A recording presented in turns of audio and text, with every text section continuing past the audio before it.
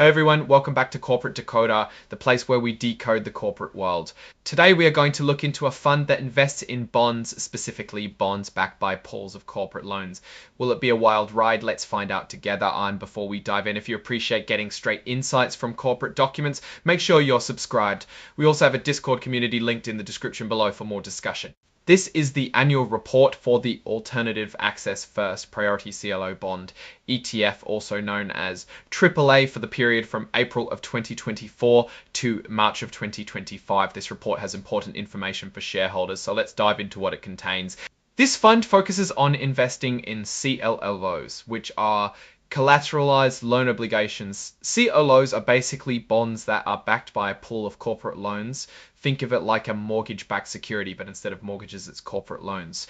Let's jump right into the fund's expenses, which are super important because they directly affect your returns. For every $10,000 you invest, the costs are $26 or 0.25%. This is actually quite low for an ETF, which is great news for investors. Now, let's see how the fund performed from March 31, 2024 to March 31, 2025. The fund returned 6.1%. Not bad.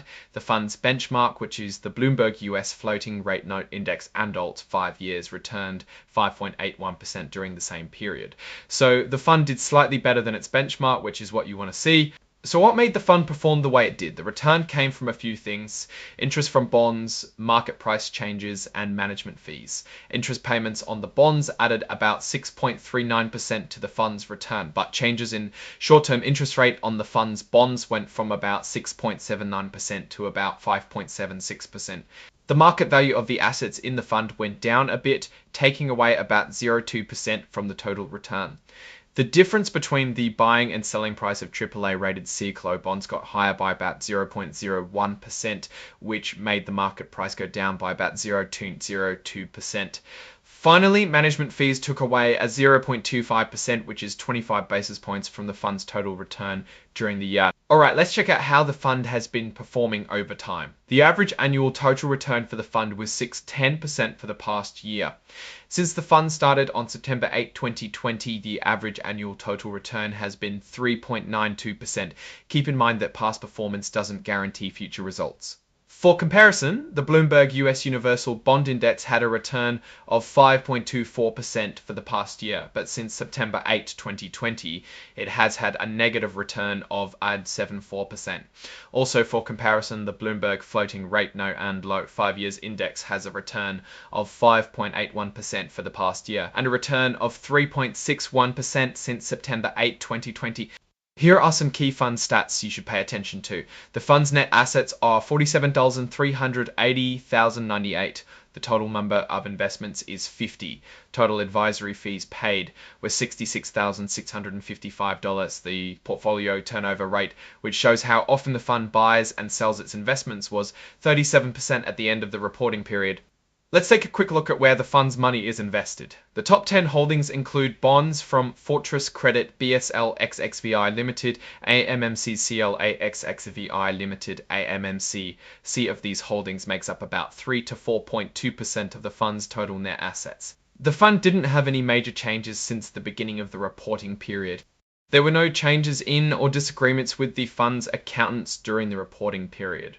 The fund has a code of ethics that applies to its main executives. No changes were made to this code during this period, and no waivers were granted. If you want a copy, you can call them.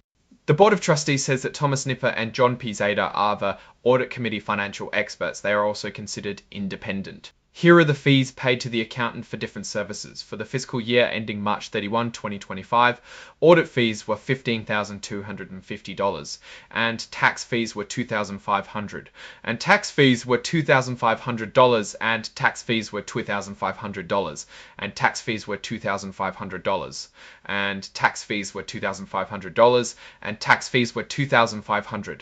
Also, the Audit Committee has pre-approved all audit and non-audit services. And that's a wrap on this report. The document was signed by Scott Schollenberg, President and Principal Executive Officer, and Rita Dam, Treasurer and Principal Financial Officer. Now let's put it all together. The fund had a pretty good year, beating its benchmark and keeping expenses low. While interest rate changes did affect the bond returns, the fund still managed to perform well.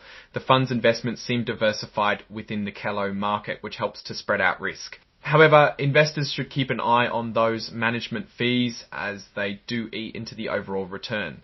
Also, the fund's performance is closely tied to the health of the corporate loan market, so any downturn there could negatively impact the fund. Overall, this fund could be a good option for investors looking for income from the bond market, but it's important to understand the risks involved with CLOs. Keep an eye on interest rates, the health of the corporate loan market, and those management fees. Alright, that's our breakdown of this filing. What's your take on these numbers and what they signal for the company's future?